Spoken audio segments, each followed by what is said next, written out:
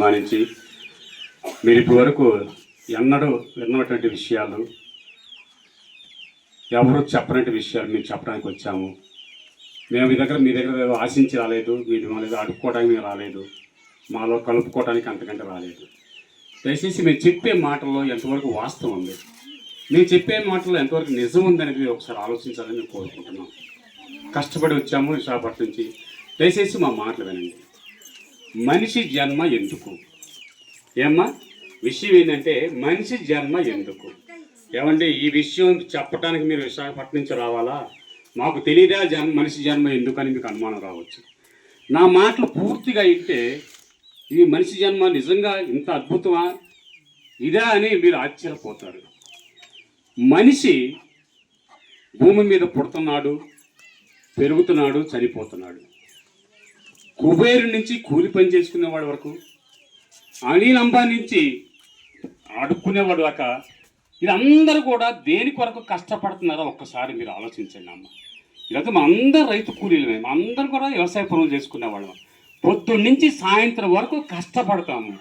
కష్టపడతాం దేనికో చెప్పండి. ఉన్నవాడి నుంచి లేనివాడి వరకు ప్రతి ఒక్కరు కూడా భూమి మీద కష్టపడుతున్నారు. దేనికి కష్టపడుతున్నారు చెప్పండి? ఈ జానుడు పొట్టను పోషించుకోవటానికే కదా.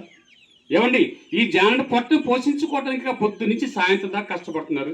ఏమండి, అన్నం ముందు కూర్చొని మనం సంపాదించుకున్న డబ్బుతోటి అన్నం ముందు కూర్చొని ఇంటిలో పాది భార్య బిడ్డలు అందరూ కూర్చొని ఆ తెచ్చుకున్న పెట్టుకున్నట్టు అన్నము ఎంతసేపు తింటాం ఒక్కసారి ఆలోచించండి. ఏమండి, 10 నిమిషాల్లో తినేస్తాం పెట్టుకున్న అన్నం. ఏమండి, 10 గంటలు కష్టపడితే కానీ 10 నిమిషాలు సుఖం రాలేదు. ఏమంటే దీన్ని బట్టి మనకి ఏమర్థం అవుతుంది? కష్టం ఎక్కువ, సుఖము తక్కువ. కష్టం ఎక్కువ, సుఖము తక్కువ. ఏమండి, ఈ జానడి పొట్టను పోషించుకోవటానికంట ఎన్ని విద్యలో తెలుసండి? 1,000,000 విద్యలంట. ఏది? ఈ జానడి పొట్టను పోషించుకోవటానికి. ఏమండి, ఈ జానడి పొట్టనైనా మనము మన ఊర్లో ఉన్న ఒక చెరువునైనా సరే మట్టితో కప్పిపోవచ్చు, కానీ ఈ జానడి పొట్టని మనిషి గోతిలో పోయేంత వరకు కప్పి పెట్టలేకపోతున్నాడు. ఏమండి, ఉదయం తింటే మధ్యాహ్నం ఖాళీ అయిపోతుంది, మధ్యాహ్నం తింటే మళ్ళీ రాత్రి ఖాళీ అయిపోతుంది, మళ్ళీ రాత్రి తింటే రేపు ఉదయానికి ఖాళీ అయిపోతుంది. అంటే ఈ విధంగా మనం గోతిలో మనకి ఈ భూమి మీద గోతిలో కప్పి పెట్టేంత వరకు కూడా ఈ దేహాన్ని పోషించుకోవటానికి మనం బ్రతుకుతున్నాము. ఏమండి, ఇంత కష్టపడి ఈ దేహాన్ని పోషించుకుంటున్న మనము, ఇంత కష్టపడి సాక్కుంటున్న ఈ దేహాన్ని ఏమండి ఏ రోజైనా మీరు ఆలోచించారా? ఏమన్నా ఈ దేహం గురించి ఆలోచించారా? ఏంటి ఈ దేహం ఏంటి, ఇది కష్టపడటం ఏంటి, ఇంత కష్టపడ్డా కడుపు నిండకపోవటం ఏంటి? ఉదయం నింటే రాత్రి ఖాళీ అవుతుంది, ఉదయం నింటే మధ్యాహ్నం ఖాళీ అయిపోతుంది, మధ్యాహ్నం నింటే రాత్రి ఖాళీ అయిపోతుంది, మళ్ళీ రాత్రి తింటే రేపు ఉదయానికి ఖాళీ అయిపోతుంది. ఎంతవరకు ఈ దేహాన్ని పోషించుకోవాలంటే మనం బతికినంత కాలం పోషించుకోవాలా. ఏమంటే ఇంత కష్టపడి పోషించుకుంటున్న ఈ దేహానికి ఏమేమి ఖర్చు పెడతామో తెలుసా? ఇదే దేహానికి సబ్బు పెడతాము, ఇదే దేహానికి బట్టలు వేసుకుంటాము, ఇదే దేహానికి సెంట్లు పూసుకుంటాము, ఏమంటే ఇదే దేహానికి ఇల్లు కట్టుకుంటాము. ఏమండి, ఇన్ని కట్టుకుంటున్న ఈ దేహము ఏదో ఒక రోజు నీకు చెప్పా పెట్టకుండా వెళ్ళిపోతుంది తెలుసండి. ఏదో రోజు నిన్ను ఇడిచిపెట్టి వెళ్ళిపోతుంది. ఏదో రోజు ఇడిచిపెట్టి వెళ్ళిపోయి ఈ దేహం కోసం మనం ఎంత కష్టపడతామో చెప్పండి. ఏమండి, చచ్చిపోయిన తర్వాత నీ బిడ్డలు కూడా లేదా నీ భర్త కూడా, ఆ 40 సంవత్సరాల కాపురం చేసిన నీ భర్త కూడా, నా భార్య చచ్చిపోయింది ఇక ఉంచండి, నా దగ్గర 40 సంవత్సరాలు కాపురం చేసింది కదా నాతోటి ఉంచండి అంటే ఎవ్వరూ ఉంచరండి. ఉంచుకుంటే మనం కంపు కొట్టిపోద్ది దేహము, శరీరము కంపు కొట్టిపోద్ది శరీరము. భర్త కూడా బిడ్డలు కూడా ఏమంటారు తెలుసా? తీసుకెళ్ళిపోండి బాబు ఈ సేవ అని అంటారు. ఏమండి, ఈ దేహంతో ఖర్చు పెట్టి ఈ దేహంతో కష్టపడి సంపాదించిన బంగారం ఉంచమంటారు, ఈ దేహంతో కష్టపడి సంపాదించిన గుడ్డలు ఉంచమంటారు, ఈ దేహంతో సంపాదించిన పొలము ఇల్లు ఉంచమంటారు. కానీ చచ్చిపోయిన తర్వాత నిన్నేమంటారు తెలుసా?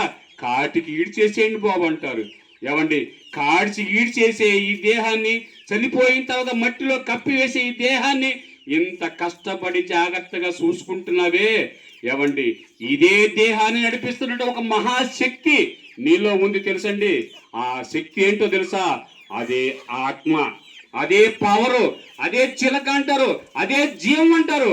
ఆ జీవము, ఆ చిలక నీ శరీరం విడిచిపెట్టి వెళ్ళిపోయిన తర్వాత నువ్వు ఎవ్వరికి పనికిరావు. నీ భర్తకు పనికిరావు, నీ బిడ్డలకు పనికిరావు, ఈ ఊర్లో ఉన్న ప్రెసిడెంట్ కానీ ప్రధానమంత్రి కానీ ఎవ్వరికి పనికిరావు.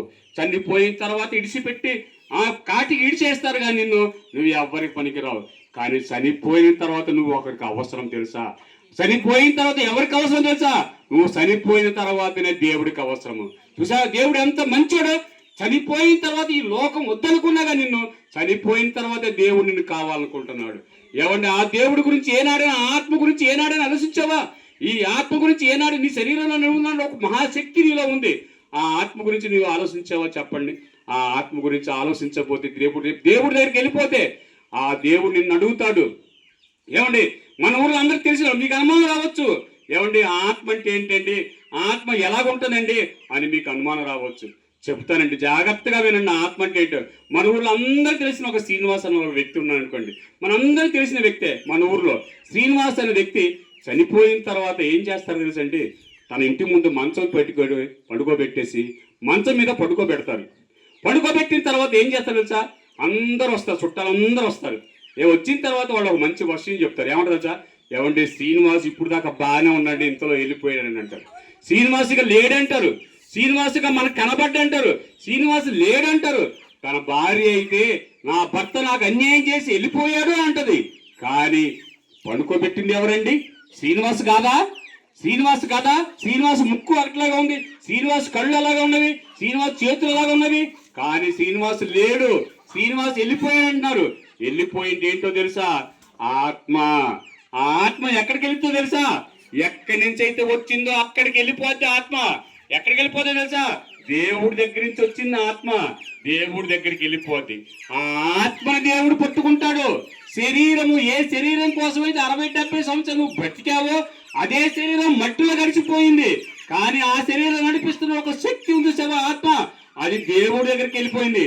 దేవుడు అడుగుతాడు, ఎవయ్యా శ్రీనివాసు, నీకు మంచి భార్యనిచ్చాను, మంచి జీవితకాలం ఇచ్చాను, ఇంత ప్రకృతిని సృష్టిని నీ కోసం కలుగు చేశాను, నువ్వు ఎవరి కోసం బ్రతికావని దేవుడు అడిగితే ఏం చెప్తావు దేవుడి కోసం?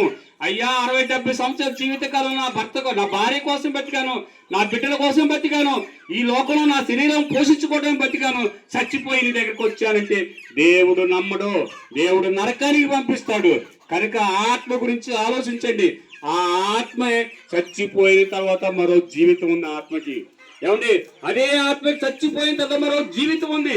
ఏమండి చచ్చిపోయిన తర్వాత ఆత్మకి జీవితం ఏంటండి? మా ఇంట్లో మా తాతగారు చనిపోయారు, మా ఇంట్లో మా అమ్మగారు చనిపోయారు, ఎంతరో చనిపోయారు, మరి వాళ్ళు బతకలేదని అని మీకు అనుమానం రావచ్చు. ఏమండి చచ్చిపోయిన తర్వాత మరో బ్రతుకుందన్న సంగతి ప్రకృతిలో అనేకమైన ఉదాహరణలు చూపించాడు దేవుడు. ప్రకృతిలో అనేకమైన చూపించాడు దేవుడు. అన్ని అనుభవిస్తున్నావు కానీ తెలుసుకోవట్లేదు నువ్వు. అన్ని అనుభవిస్తున్నావు కానీ తెలుసుకోవట్లేదు నువ్వు. ఏమంటే మీ అందరికి తెలుసు చింతపండు, మీ అందరికి తెలుసు చింతపండు చారు పెట్టుకుంటారు కదా, పప్పు చారు పెట్టుకుంటారు కదా. ఆ చింతపండు పులుపు అంతా ఏం చేస్తారు తెలుసా? పిండుకొని చింతపండు పులుపు అంతాగా పప్పు చారులో పిండుకొని ఆ చింత పిక్కలు ఏం చేస్తారు తెలుసండి? మట్టి దెబ్బలో పడేస్తారు, మట్టి దెబ్బలో పడేస్తారు. ఆ చింత పిక్కలు ఉన్నాయి చూసారా? ఆ చింత పిక్క మట్టిలో పడి కుళ్ళిపోయి చచ్చిపోయి ఆ చచ్చిపోయిన ఇత్తనంలోంచి పిక్కలోంచి చిన్న మొలక వస్తుంది తెలుసండి. మీరందరూ రైతులే కదా, చిన్న మొలక వస్తుంది. ఆ మొలకను అలాగ ఉంచితే ఏమవుతుంది? చెట్టు అవుతుంది. ఆ చెట్టును అలాగ ఉంచితే ఏమవుతుంది? పెద్ద వృక్షం అవుతుంది. అనేకమంటే వేల చింతకాయలు మళ్ళీ కాస్తాయి. చూసారా? ఆ మహావృక్షం, ఆ పెద్ద వృక్షము ఒకప్పుడు దేంట్లో ఉంది? చింత పిక్కలో ఉంది. ఏమండి నీకు పనికిరాని చింత పిక్కకే దేవుడు మహారూపం ఇచ్చినప్పుడు, ఏమండి నీకు నాకు దేవుడు మరో రూపం ఇవ్వడా చెప్పండి? మరో జీవితం ఇవ్వడా చెప్పండి? చక్కటి మరో జీవితం ఆ పరలోకంలో ఇస్తాడు దేవుడు. దేవుడు ఉన్న లోకంలో శాశ్వత జీవితం ఇస్తాడు. అందుకేనే 2000 సంవత్సరాల క్రితం మహానుభావుడు ఈ భూమి మీదకి వచ్చాడు. ఆయన ఏం చెప్పాడు తెలుసా? ఇది అసలు శిస్తలైన జీవితం కాదు. ఈ జీవితం 60-70 సంవత్సరాలు రాగానే షుగర్లు, బీపీలు, ఏమంటే రోగాలు, రొచ్చులు, బాధలు, వేదనలు, ఇది అసలు శిస్తలైన జీవితం కాదు. చనిపోయిన తర్వాత ఒక లోకం ఉంది. ఆ లోకానికి మీరు అక్కడ బాధలు ఉండవు, వేదనలు ఉండవు, కన్నీరు ఉండవు. ఇదిగో నేను చనిపోయి తిరిగి లేస్తాను, 3వ దినాన్ని తిరిగి లేస్తానని చెప్పి ఆ మహానుభావుడు చనిపోయి 3వ దినాన లేచి ప్రపంచానికి కనపడ్డాడు. ఆ మహానుభావుడు ఎవరో తెలుసా? ఈ మాటలను చెప్పింది ఆయనండి. ఆయనే యేసుక్రీస్తు మహానుభావుడు. ఆయన ఏం చెప్పాడు తెలుసా? నన్ను నమ్మండి, మీరు నమ్మితే అనేక మంది మీరు నమ్ముతారు. వాళ్ళందరూ నేను మోసం చేయొచ్చు. నీ బంధువులు నేను మోసం చేస్తారు, నీ ప్రభుత్వం నేను మోసం చేస్తుంది, నీ రక్త సంబంధం, నీ భర్త అందరినీ మోసం చేయొచ్చు. కానీ చనిపోయిన తర్వాత ఆయన కొరకు బ్రతికితే మీ హృదయంలో ఇంత స్థానం ఇవ్వండి ఆయనకి. ఆయన మతం చెప్పలేదండి, ఆయన మతం చెప్పలేదు, కులం చెప్పలేదండి. అందరూ దేవుని బిడ్డలని చెప్పి తన విశ్వాసాన్ని, తన ప్రేమను చాటుకున్నాడు. మన పాపములతో చనిపోయాడు, భూమి మీద తిరిగి లేచి కనబడ్డాడు. ఈరోజు ఆయన నమ్మని దేశం లేదు, ఆయన నమ్మని ఊరు లేదు, ఆయన నమ్మని పట్టణం లేదు. అందరూ దేవుడు యేసుక్రీస్తు మహానుభావుడిని తమ హృదయంలోకి స్వీకరిస్తున్నారు. ఇది ఇంతసేపు నా మాటలు విని ఇవన్నీ కూడా యేసుక్రీస్తు మహానుభావుడు చెప్పిన మాటలు. మీ హృదయంలో అంత స్థానం ఇవ్వండి ఆయనకి. మీ హృదయంలో అంత స్థానం ఇవ్వకుంటే చనిపోయిన తర్వాత కూడా తిరిగి మిమ్మల్ని తీసుకొని వెళ్ళిపోతాడు ఆ లోకానికి, శాశ్వతంగా ఉండే లోకానికి. ఇదిగో ఈ మాటలన్నీ విన్నందుకు మీకు అందరికీ నమస్కారం తెలియజేసుకుంటూ, ఇక్కడ లోకల్లో ఎవరండి పాస్టర్ గారు? భాస్కర్ గారు ఉన్నారు. మీరందరూ రండి, ఇక్కడ చర్చి ఉంది, లావేరులో చర్చి ఉంది. ఇటువంటి విషయాలు మీరు అందరూ తెలుసుకోవాలంటే ఆ చర్చికి మీరు అందరూ వస్తే ఆ పాస్టర్ గారు మీకు అన్ని విషయాలు మీకు ఇంకా చెప్తారు. దయచేసి నా మాటలు విన్నందుకు మీ అందరికి వందనాలు. ఆమేన్.